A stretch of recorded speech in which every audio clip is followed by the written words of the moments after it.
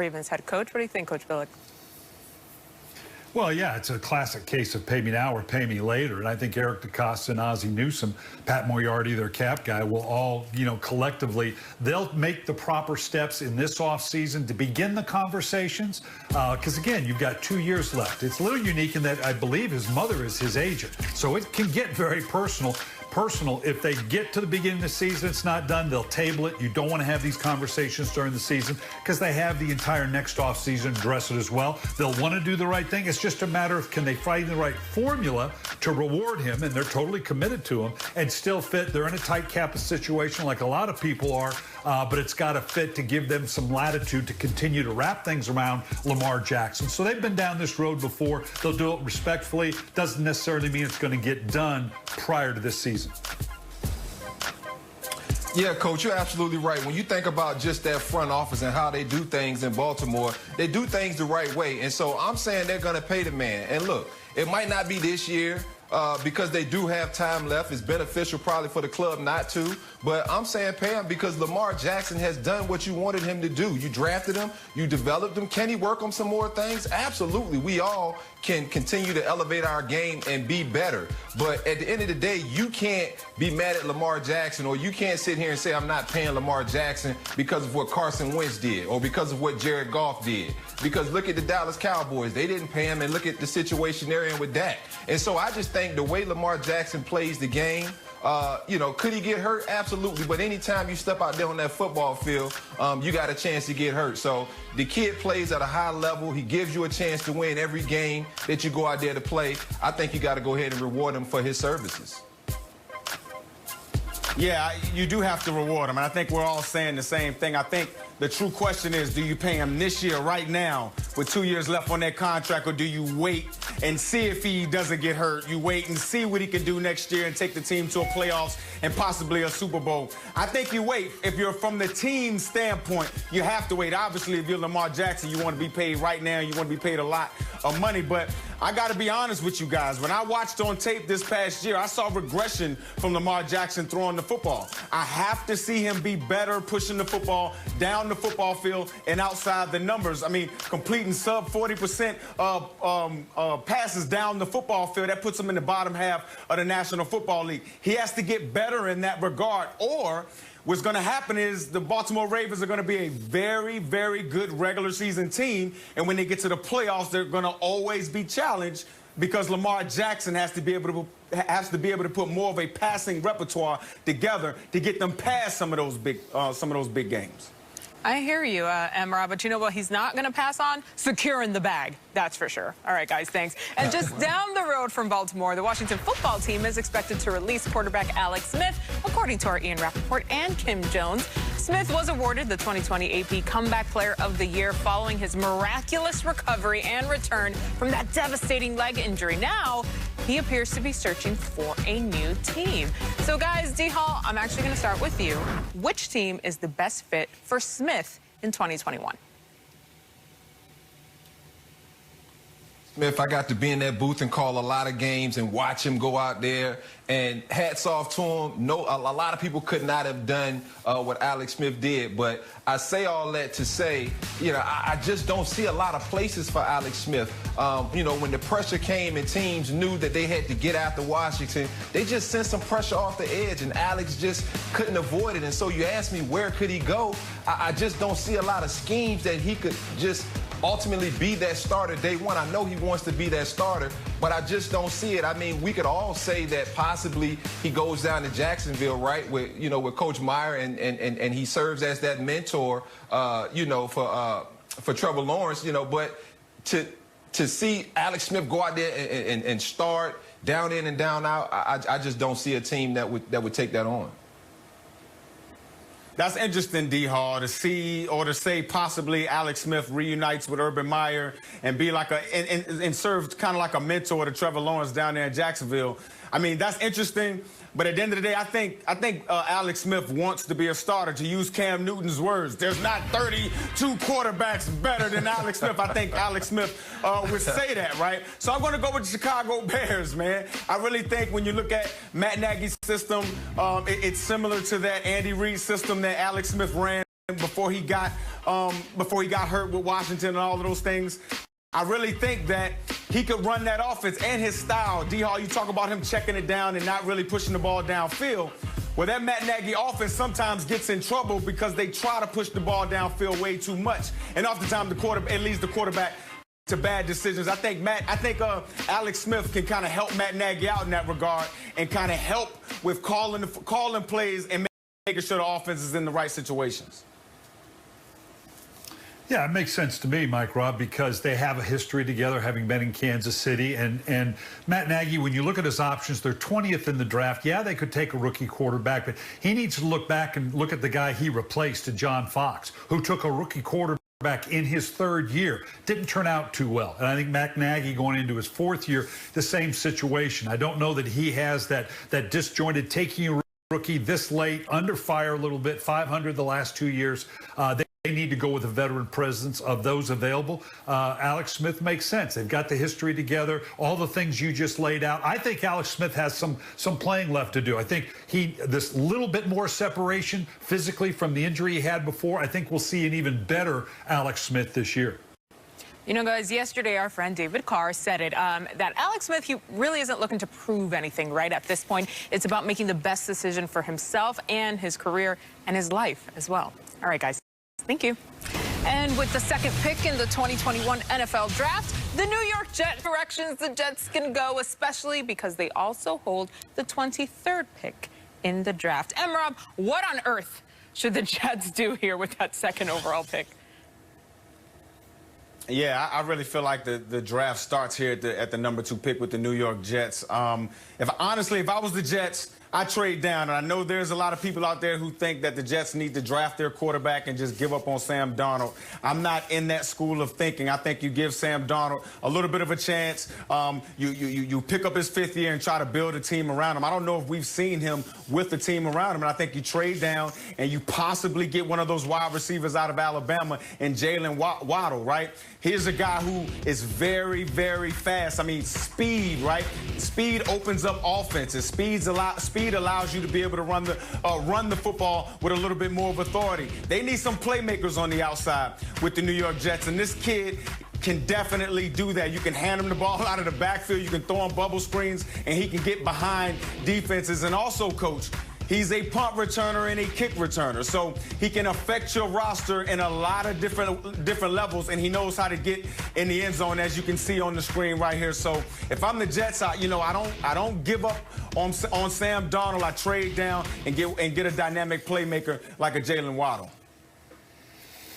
Well, Mike Rob, I'm one of those other people you referred to that I don't think they can stay with Sam Darnold. I haven't seen enough out of him, particularly in the big moments, particularly in New York, maybe going someplace else. Everything you said about taking Waddle and the options at number 2, if they don't have to take a quarterback, is very real. I could see them moving back, like someone else come in and take one of these other top-end quarterbacks, and they take one of the other ones down the line, whether it's Wilson, whether it's Justin Fields, whether it's Mac Jones, and parlay this into some more picks. I don't think Robert Saleh, we talked about it this last block, Robert Saleh, he needs to find his quarterback now. That's usually the most successful combinations. First-year coach, get your young quarterback, build around it. Don't get that disjointed, well, we're going to stick for a while, then we'll get one next year or the year after that, a.k.a. what we just talked about, Matt Nagy. I think he needs to take a quarterback now, and I don't think Sam Darnold's that guy. Maybe they trade back and pick up some extra picks and get a guy that they want. I'm comfortable with them taking, whether it's Zach Wilson, whether it's Justin Fields, taking a quarterback at that number 2. I think that's what Robert Saleh will want to do to start off his career in New York. You know what's one of the great things about the draft? That all of this analysis, it makes perfect sense. And then we get to draft night, and it all goes out the window. All right, guys, thank you.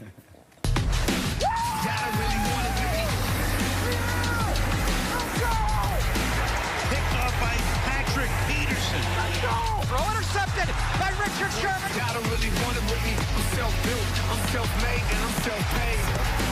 Y'all don't really want it with me. Intercepted. This is Justin Simmons.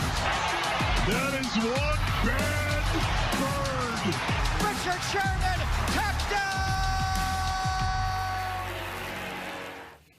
Yeah, plenty of difference-making defensive backs on the market this offseason, including Richard Sherman, Patrick Peterson, Justin Simmons, and more. Not to mention all the draft prospects and potential trade targets.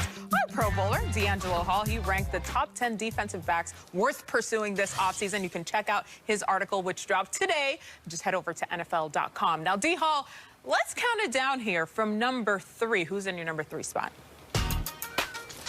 Yeah, and my number 3 spot is Patrick Peterson. And look, we've all heard the rumors over the past couple of years of Patrick Peterson wanting to go other places, because when you're on a team that's not really that competitive, they don't really value the cornerback position. And so Pat Pete wasted a lot of great years in Arizona, but I think he still has something left in the tank. And for this free agency class, there's not a lot of corners that can go out there and lock down receivers. And even though we know Pat Pete can't do it down in and down out, he still has juice left in the tank, MJ. Ooh, you gave us a little heads up without even telling us it was a heads up earlier in the show. All right. Who's at number 2? Number 2 is Justin Simmons. I mean, when you watch him play over in Denver, I mean, this kid is a ball-hawking safety, and that's a rarity now. Just think about guys like Ed Reed that find a way to get the football. When you see Justin Simmons play, he's going to immediately make any defense he becomes a part of better. He comes off of that Vic Fangio tree, so you know the kid understands ball and where to put himself in position to go out and make plays for your defense. So he's my top safety, hands down. We love this guy. We had him on the show just after the season, or as the season was closing out. Does amazing stuff off the field, too, D. Hall. Okay, so who takes the top spot for you? Oh, now, MJ, my top spot is a guy who's not even a free agency. You're going to have to trade something. You're going to have to trade something to get Stephon Gilmore. And I talked about Pat P, and I talked about this free agency class at the cornerback position really not being that dominant. And so if you're a team and you feel like you're a corner away, you need to go up and call Coach Belichick and say, hey, what do you want for Stephon Gilmore? Because he is still the top corner in the National Football League. I also want to mention 2 rookies that will be drafted. Caleb Farley, Patrick Surtain II. These 2 are instant corners, too, that can come in from day 1 and be starters for your football team. I got to shout out J.C. Horn, too, man. He's a baller, too, little Joe Horn's son. So just great pedigree, great football players all around. D. Hall, I love the shout out to the next generation, to those younger guys. But okay, just call up Coach Bill and ask him for Stephon Gilmore, just casually, not a big deal, right? D. Hall, thank you. Trades, free agency, and the draft have the potential to dramatically change NFL roster. When I was in Denver with Elway, before the game, we'd sit in a locker. Mike would come by, he'd sit in a locker, and he would quiz John on the game plan and what was going on. 10 minutes before he walked over to quiz John, John said, I'm going to jack with him today. So Mike comes in there, he sits down, and Mike starts giving John all these questions about the game plan, and John is giving him every wrong answer. And Shanahan's looking at me over his shoulder like, this guy don't know what the hell he's doing today. We let him on for about 10 minutes, and finally John just started laughing. He said, I know what the hell I'm doing. Let's go play. So, that was a pretty good day. Scan the QR code on the screen right now for the latest episode of Total Access, The Locker Room. Like us and subscribe. New episodes every Wednesday and Friday on Apple and Spotify or wherever you get your favorite podcasts. It's Women's History Month, and today's Women in Football Spotlight shines on Browns Chief of Staff Callie Bronson. She joined the team in 2020 after a playing career in the Women's Football Alliance and a coaching internship in Buffalo. Our Omar Ruiz caught up with Browns GM Andrew Berry about how one league event has made a big impact on her career and others. Joined now by Cleveland Browns General Manager Andrew Berry, coming off his first season as Browns General Manager. Congratulations on a great season, getting Cleveland back to the playoffs. And you were one of the many general managers and head coaches to take part in the NFL's Women's Career in Football Forum. Why was it so important to you to become involved in that and get more women involved in the NFL? Well, honestly, diversity has been really within the fabric of our organization since I've been here, and it really starts at the top with Jimmy and Dee Haslam. I think that as leaders of NFL organizations, we all know that there's more work to be done in that area, not just gender related, but race, cognitively, and we've always felt like it's been good business to have people with different perspectives in our organization and it's good business for the NFL to have very diverse perspectives in really all 32 clubs. Your guys' chief of staff there, Kelly Brownson, was one of the key speakers at the Football Forum, and she credited attending the Football Forum in years past for really helping her get to where she is today. How did she contribute to the front office this season, in addition to her contributions on the field, helping out as coach as well? Yeah, so Callie's definitely on a coaching track for us. She's just really, quite honestly, a very well-rounded and bright young coach. She really does everything. She's Kevin's chief of staff and makes sure that everything from a day-to-day perspective happens operationally, so that we stay in rhythm in season when our guys are in the building and getting ready to get prepared for a game. But she's also very capable as a coach, and she was able to fill in for us on multiple occasions in this very strange season on the sidelines for us, and she has a fantastic future within our organization. We've seen women pop up on coaching staffs throughout the NFL, notably in the Super Bowl and throughout the playoffs, including Callie. How soon might we see a general manager in that spot? I hope very, very soon, to be honest, because I think there are a lot of talented, women that will be fantastic in front office roles, that are fantastic in front office roles across the league. And I think for them, it really is a matter of increased opportunity, which is, again, a big reason for the league putting on the Women's Forum in the first place. And you mentioned the fact that you guys are in a weird year. The weird offseason continues. There is no combine. How are you evaluating players both for free agency coming up and for the draft right now?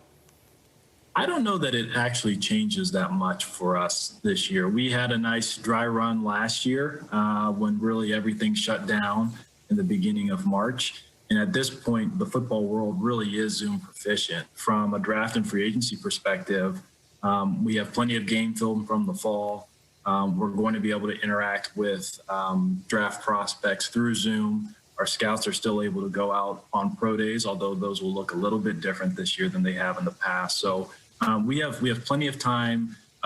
We have plenty of information. We'll continue to get much more information so that we can make informed and intelligent decisions once the league year opens. Andrew Berry, thank you very much for joining us here this afternoon. Thank you very much for having me, guys. P.S. Andrew Berry has to be glad this guy was already on the roster when he took the GM job. Yep, and is second in yards according to Next Gen Stats. So tight window means less than 1 yard of separation. So let's put it this way. Just throw it to A-Rob and he's going to bail you out. But earlier today, Bears GM Ryan Pace said that it's about 50-50 that the team would use the franchise tag on their #1 wideout. We have to do what's best for the Bears too. And so, we consider everything. The league gives us the franchise tag as an option. That tool's there for a reason. We haven't made a firm decision on any of that yet, but we know we have that at our disposal. So we are 7 days away from the franchise tag deadline. And listen, the Bears are right up against the current projection for the salary cap. Coach, do the Bears have any option other than using that franchise tag on Robinson? Well, given their cap situation, using the franchise tag could be a little bit tough for them. The problem is, as great as this young player is, and you got to love everything that he does, this group of wide receivers, I don't think there's any dominant one. And the cap, the franchise tag is what, $16 million? They've got to find a way that they want to keep the player. It doesn't have to be dominant #1 money. If they can give him a good-looking contract that guarantees some things up front, but on the long term gives him money that's more commensurate with where he's at, which is just below that #1 slot, then that works out for everybody. Now, if he wants to go to the market on a down cap year and think that he's going to get bigger #1 money, I'm not sure it's there. So, yeah, there are some latitudes for them here. Just slapping the franchise tag on them, though, for Chicago right now, where they're at, would be a bit tough. Yeah, Coach, you're right. If they can somehow put some years on that, spread that deal out, yes. you know, money-wise, I think Allen Robinson, that franchise tag is something they're going to have to do if they can't agree. Allen Robinson is a hell of a receiver. I mean, you see those stats, contested balls. I mean, he's always constantly getting that football away from defenders, whether it's 50-50 balls somehow. And look who his quarterbacks have been over the years in Chicago. Still, he puts up productive numbers. And so, you know, I kind of disagree with you, Coach. I think somebody is going to pay Allen Robinson. He is a top receiver. You know, might not be that DeAndre Hopkins or that Stephon Diggs, but he still has that ability to go out there and be a #1 receiver in this league. Yeah, D-Hall, he does have the ability to be a #1 receiver. You talk about a guy that's had over 1,100 receiving yards in each of the last 2 seasons, but I'm not too sure if they're going to use the franchise tag with them in Chicago. And honestly, I can see Allen Robinson moving on.